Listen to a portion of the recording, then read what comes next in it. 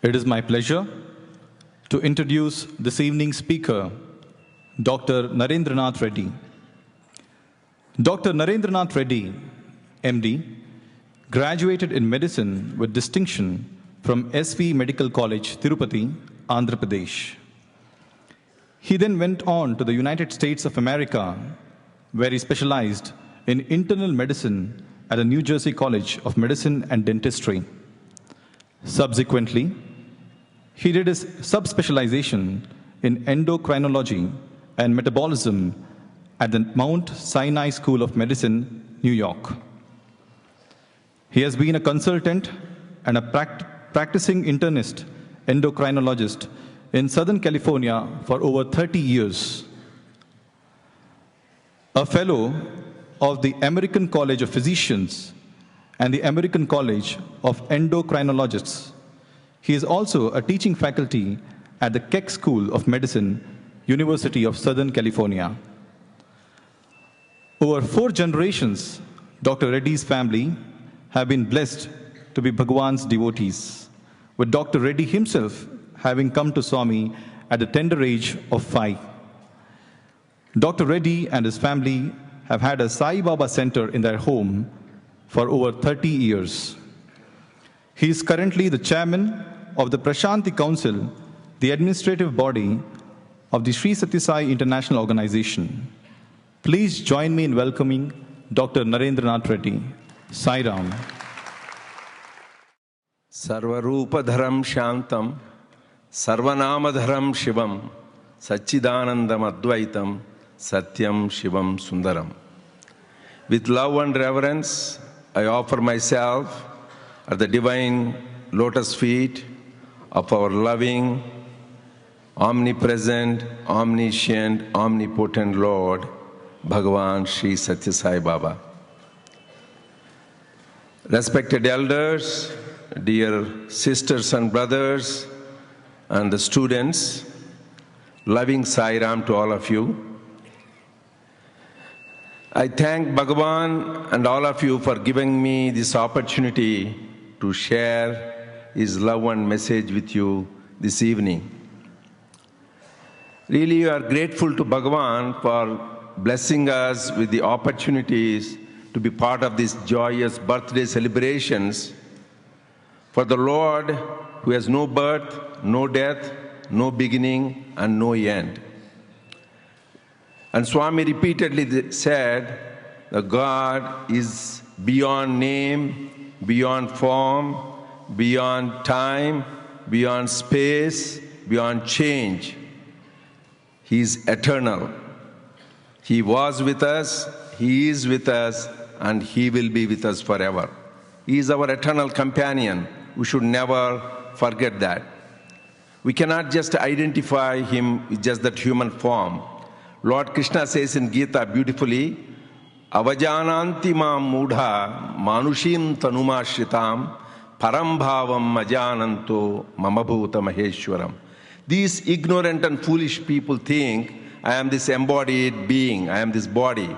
They do not realize that I am that all-pervading supreme reality, the indweller of all beings. But this Nirguna Nirakara Brahman, the formless, nameless reality, in his infinite compassion and love, from age to age takes a human form. That is the avatar, descent of godhood for the ascent of man. Whenever the Lord comes, let it be Rama, Krishna, Jesus, Buddha, Shirdi Sai, Sathya Sai, they come give us 3 beautiful divine gifts. What are those 3 divine gifts?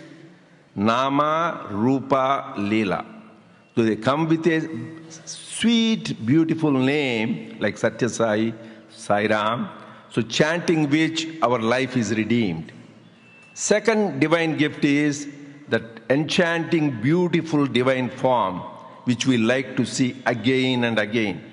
Though the Lord is Sanatana, He is also Nityanutana, He is eternal, but every time we all have experienced, the more we see Swami, the more we want, because that is that enchanting divine beauty. So contemplating the divine form, our life gets sanctified.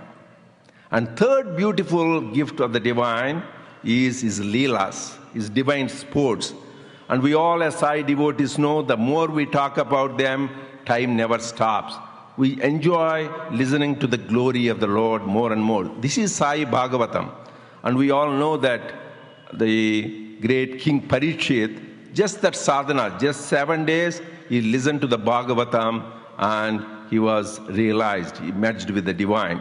Similarly, the third divine gift is listening to the divine leelas. So we should always remember how blessed and fortunate we are to have been these contemporaries of this living and loving Lord, Bhagavan Sri Satya Sai Baba. Swami, I want to quote at this time, remind ourselves that in First World Conference on May 17th, 1968, Swami revealed a great truth. It was a beautiful discourse which everybody should read. There he says, in this human form, every divine entity, every divine principle, that is to say, all the names and forms attributed by man to God are manifest. Never let any doubt distract you. We should always remember this like a mantra. He is the embodiment of all divine principle. He is Sarva Devata Swarupa. Not only that, beautifully somebody said, he is Sarva Devata Atita Swarupa. He has beyond all names and forms and attributes. It is beautifully said, he is one in all in one, all in all, and beyond all. That is what Swami is. He is the supreme Parabrahman. So he came to redeem our life. So I remember one of my friends, Mr. Robert Bozani, is an exemplary devotee, long-term friend of ours who lives in Los Angeles area. He was telling in his first trip to India, in his spiritual quest, before he came to Prashanti Nilayam, he stopped in Kolkata, in Bengal, to see the Anandamayi Ma, the holy saint. Then she asked him, where are you proceeding next? She said, to see Bhagavan Sri Satya Sai Baba. I'm going to Puttaparthi. That time, he never even had a contact with Swami. And she went into a trance and said, he is Paripurna Avatar. So we don't only diamond merchant know the value of diamond, only the saints and sages know who Swami is. Because Swami is the embodiment of all divine principles. This happened about 20 years ago. Swami called us for our family interview, and we were with Swami. You know, Swami eats very little, and as a physician, I know how can one maintain the body eating so many few calories. So my father, in his concern, expressed, Swami, you eat so little, how can you maintain this body? Then my father mentioned in the Himalayas, the saints, they derive their energy from the air, right? They synthesize nitrogen, hydrogen, vayu bhakshana, synthesize from the 5 elements. Swami, do you derive energy from these 5 elements?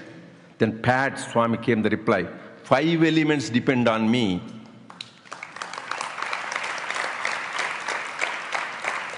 So he is the one who is the controller and the source of all the 5 elements.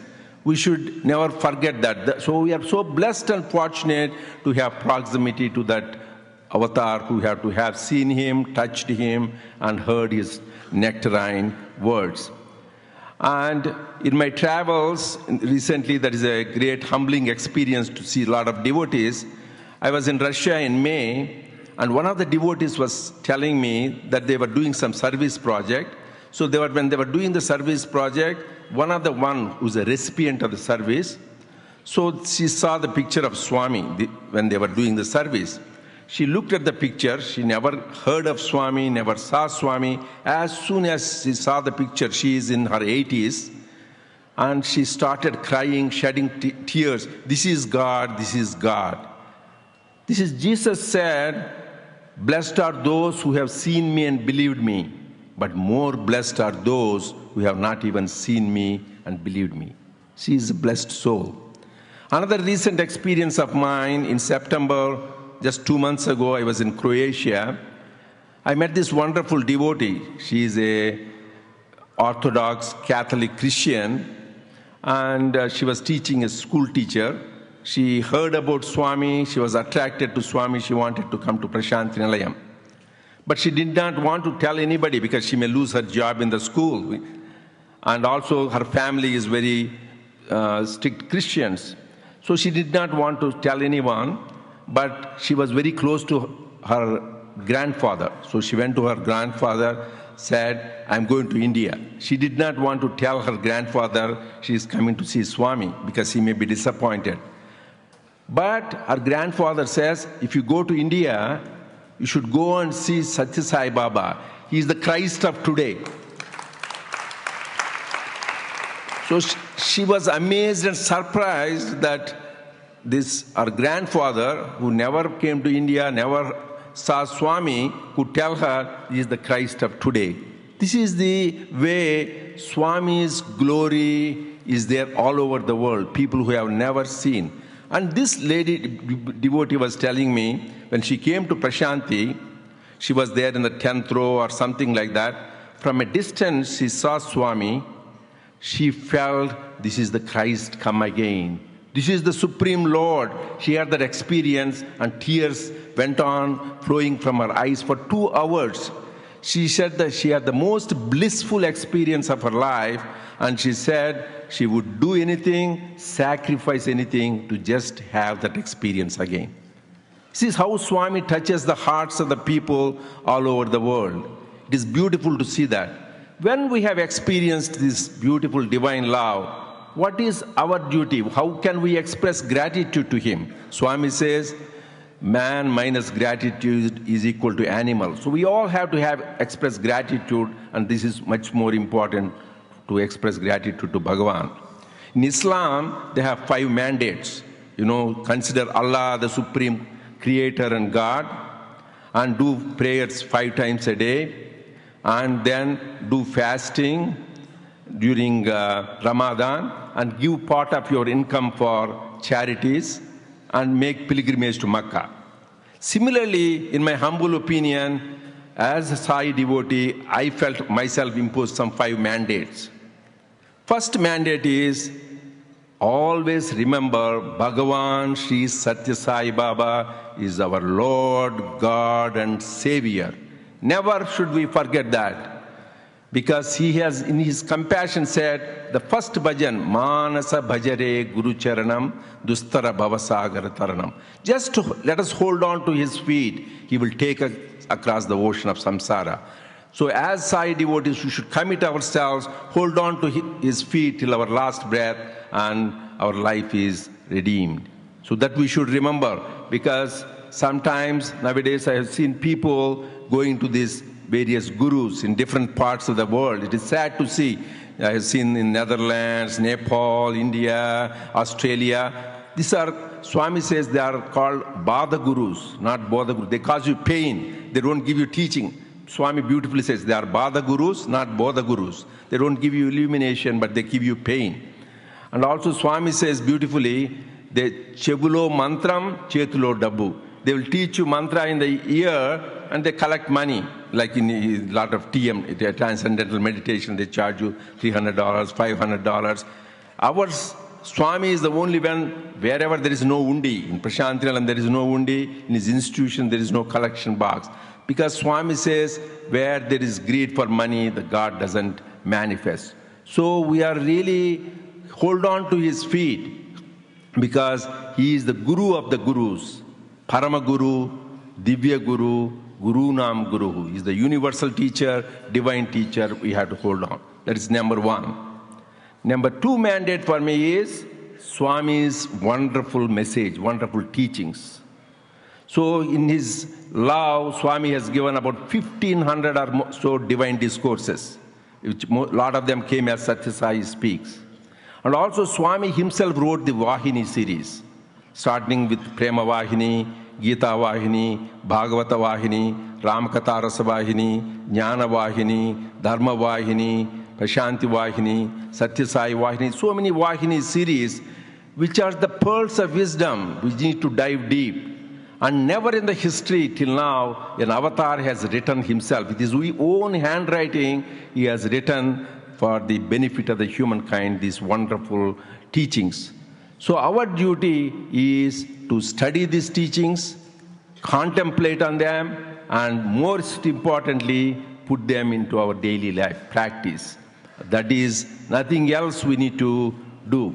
It is said that Bhagavad Gita, what Lord Krishna tells Arjuna, is supposed to be the summary essence of all Upanishads.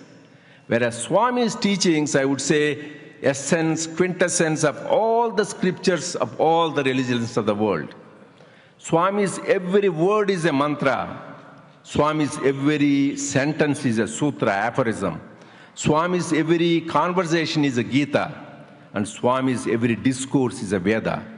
So we need to dive deep into these teachings and we get benefited. Every word, even Swami sometimes may say something casual. God never does anything casual. But I can remember one anecdote where late Professor Kasturi, the biographer of Swami, told many years ago when I was new here. There was a wandering monk. He was going in many places, holy places, in quest of truth.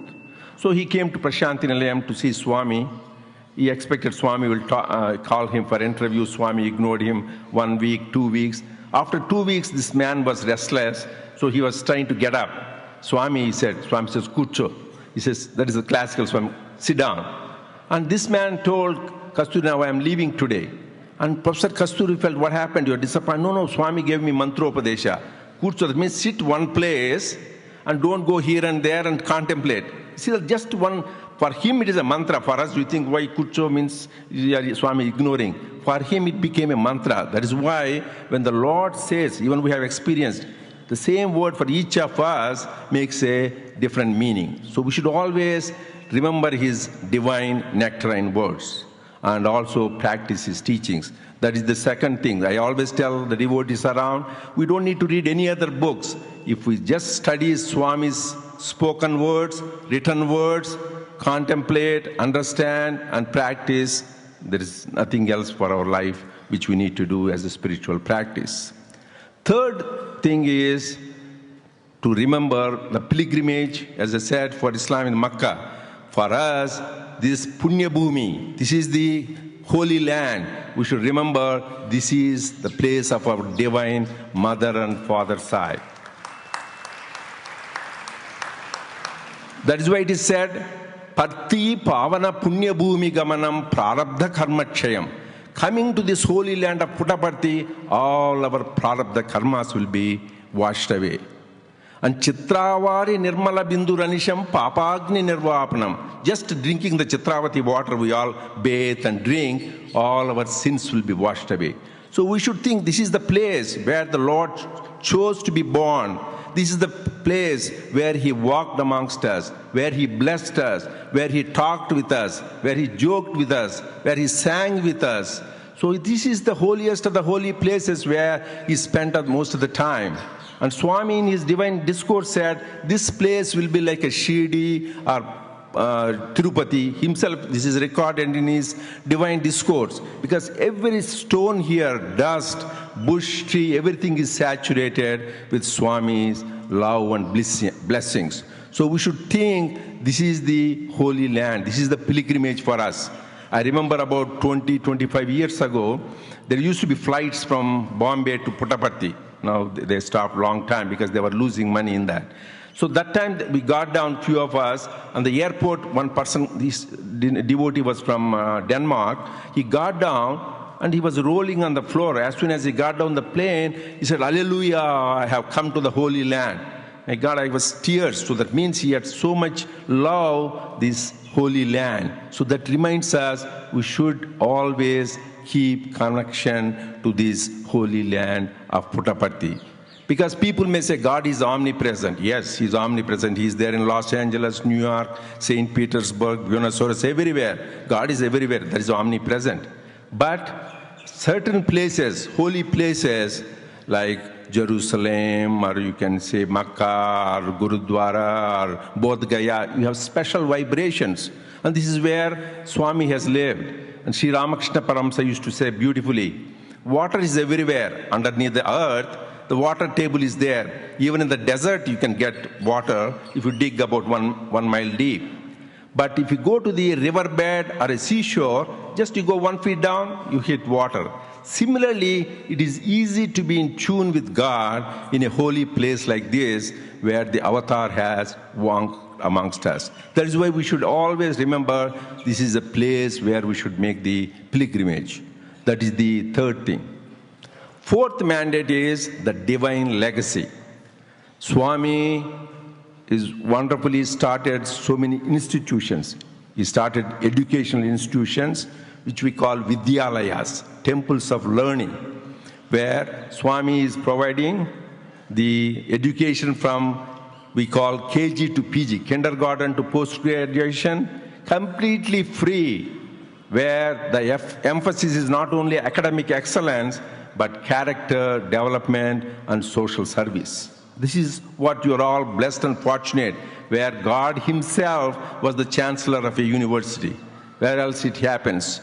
And I clearly remember, this is a few years ago when the International Sathya Sai Sports Center was inaugurated by Swami. Then President Abdul Kalam made a wonderful statement. He says, millions of students graduate from thousands of universities from around the world. But these few hundred students who graduate from Sathya Sai University, they are the men of character and they are the beacons of light for the humanity.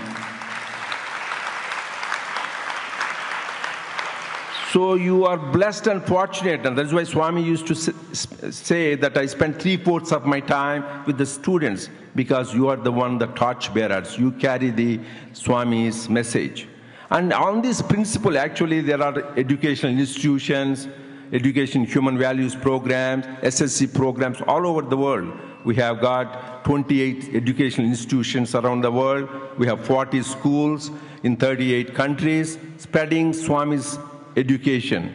Just for instance, I can share you, in the Sathya Sai school in Canada, was ranked top among the 2,700 schools, both public and private, in the province of Ontario by the Fraser institutions. It is ranked as top school in Canada. So Swami's education is recognized all over. Next comes the Swami established these medical institutions. We call that temples of healing. On 21st November, you have seen the beautiful presentation was made about Swami is providing from primary to tertiary care, completely free of cost, comprehensive health care, preventive health care, and most importantly, this health care is delivered with love and compassion. I remember 2001 when the Whitefield Hospital super specialty was inaugurated. So then the then Prime Minister Atal Bihar Vajpayee was invited to give an address. I still, it rings in my ears. He said, I have seen many hospitals, but this hospital is a temple where you get both dawa and dua. This is the place where you get both medicine and the divine grace.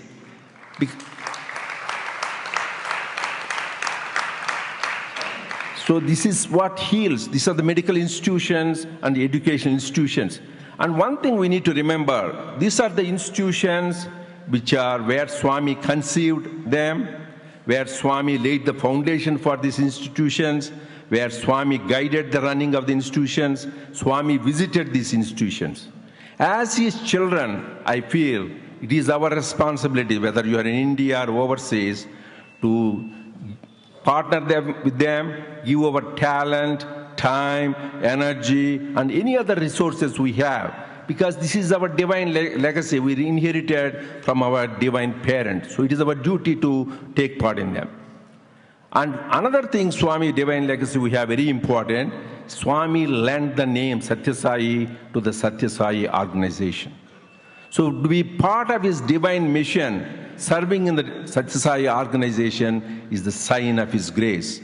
In one of his letters to one devotee in USA, Charles Spence, some might have heard, Swami said, only those whom I have chosen can serve me. And he said, I have been preparing you for many lifetimes to do this work of mine. So be my instruments of my love. But the minute the ego descends, Swami says, my work stops. So we should, ABC, always be careful to make sure our ego doesn't come, then he won't use us anymore as his instruments. But what is the purpose of Sathya Sai organization? Swami was very clear in his discourse 1967, the first All India Sathya Sai conference, and 1968 first World Conference. The purpose of Sathya Sai organization is to make us realize our divine nature, that we are the Atmic reality, we are embodiments of love. So we should remind ourselves, anything we do, whether it is service, administration, bhajan singing, education, it takes us towards that goal, well and good. Otherwise, it's better we quit that. So the whole purpose, Swami was very clear. The purpose is to make us reach that goal. If it helps us in that process, good. If not, we need to inquire ourselves whether we are in the right direction. Then how to reach this goal? This is the fifth mandate. Swami himself has given the path. Swami says, Prema Yoga. That is why the first Vahini Swami wrote was Prema Vahini. The first, he wrote many Vahinis. The first Vahini is the Prema Vahini. And Swami says, for this age of Kali, the easiest and best path is the path of love. That's why Swami says, God is love, live in love. He says, start the day with love, fill the day with love, end the day with love. This is the way to God. So we need to live in love. But it's easy to say in words. How do you live? And Swami has shown the path. This love in action. Love in action means do service and sacrifice. So just I will share you a few instances before we conclude. So in the Swami's blessings, we have about approximately 2,000 such size centers in 123 countries doing this service in the field of education, spiritual wings, and community service. And there are thousands of Sathya Sai volunteers and devotees who have been doing selfless service. And Swami himself said, when you do service, you are Swayam Sevak. You are not doing for somebody else. You can't translate, volunteer is not the right translation. Swayam Sevak means whenever we do service, it is for our own good. It is serving yourself for our own transformation. So, and Swami established this to do that. So there are many things which people have done, but the only reward is doing the service itself. But still, for the glory of Swami, I want to share you a few of the highlights which our organization has done. So the mayor of Houston, Texas, in United States, declared Swami's Mahasamadhi Day, April 24th, as Universal Love and Unity Day. Mahasamadhi Day, Universal Love and Unity Day. Another thing is the Ministry of Social Services has given an award of excellence to the Sathya Sai organization in Haiti for doing the selfless service to the needy children since the inception in January of 2010 when the earthquake hit. And they declared that Sathya Sai organization, one of the best 5 service organizations that have done this service in Haiti. And in reference to that, I want to share a miracle. This happened about a few weeks ago. So 6 months ago, the mayor of Port-au-Prince in the Haiti, in the country Haiti, he went to see our service center where we give the food, water to the poor people. So he was impressed with the service, and he said, I will provide the rent, $1,000 out of his own personal funds, not the city funds, to pay for the rent for that service center.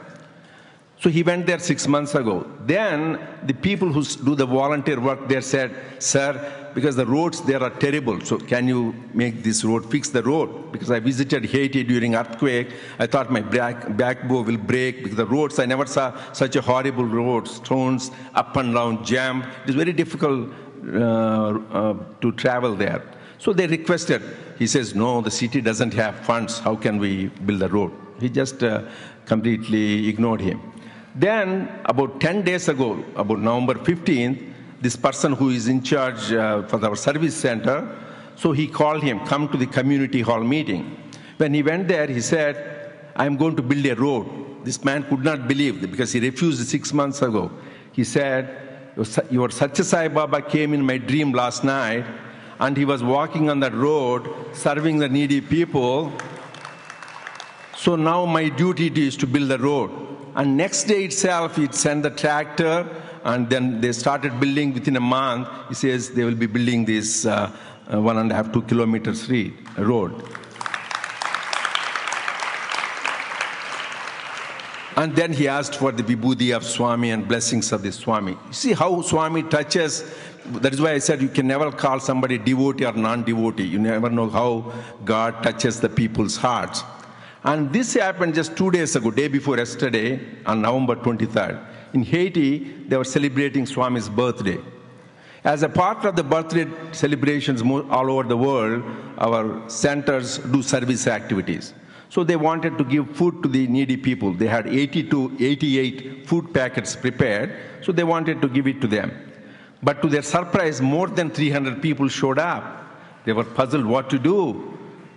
Then they chanted 1,008 Gayatris and 1,008 Sai Gayatris on the night. And by the time in the morning, whatever happened, they could serve not 88 or 300, but 500 people they could serve food. So the power of divine name and divine grace. This man, his name is Shanti, wonderful devotee. He went home tired, went back to sleep, got up in the morning, went to the altar in the morning to do his puja. And then when he went there, he saw this shower of vibhuti in the picture. Just he sent me this morning only, shower of vibhuti in the picture. I know it happens all over, but just how Swami's grace and blessing is there all over the world. That is why there is a beautiful song, Teri Mahima Likhi na jaye, Teri Mahima kahi na jaye. We can't really comprehend your glory, can express in the words. That is the glory of Swami. So as I said, Swami says love should be in action, in service. I will share this last story before I conclude my talk. Swami says love involves sacrifice. We heard of, some of you might have heard of the great Kannappa Nayanar story, who gave his both eyes for being a devotee of Lord Shiva, and he became one of the greatest Nayanmar saints of the history because of his sacrifice. Though he was never educated, he would never know any Vedas or mantras, but his pure love for God. Similarly, I can share you a story of one Mr. James Johnson. He's from USA, from the state of Ohio. He's an African American, he's no more. So he just was barely living with Social Security income. He just was living a few $100s, enough for his food and clothing. He didn't even have a car to go around. So he was living like that. And in 1991, Swami inaugurated our Satya Sai Hospital in Puttaparthi. At that time, they announced names of many patrons who donated hundreds of $1,000s, millions of dollars. And then one of the persons they announced is Mr. James Johnson gave $100,000.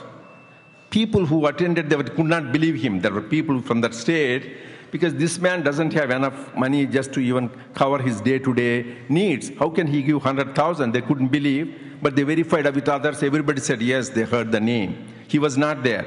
When they went back, they asked him, did you give? He did not want anybody to know that he gave $100,000 because he felt embarrassed. And then they said, no, Swami wants others to be inspired.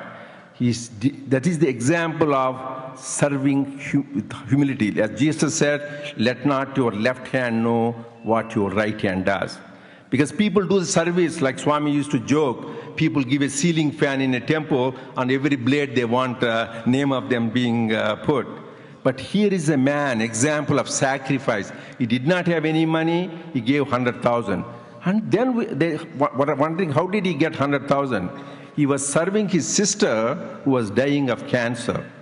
And when the sister was dying of cancer, she did not have any progeny, no children. So when she died, she wrote all her bequeathed estate, which is only $100,000 to this James Johnson. At the time he heard Swami is building the hospital, he says, this is not my money. This is Swami's money. Swami gave it to me. It should go back to Swami. You see, That is the sacrifice. Most of our they think, okay, let me give 50% to God, 50% I can leave, I have nothing to do. But this man took the whole thing, gives back the whole thing. That is really love in action, and love which involves sacrifice. So I want you to again summarize the 5 mandates. Number 1, remember Satya Sai is our God, Lord, and Savior. Number 2, we should remember Swami's teachings, study them, contemplate, and practice them.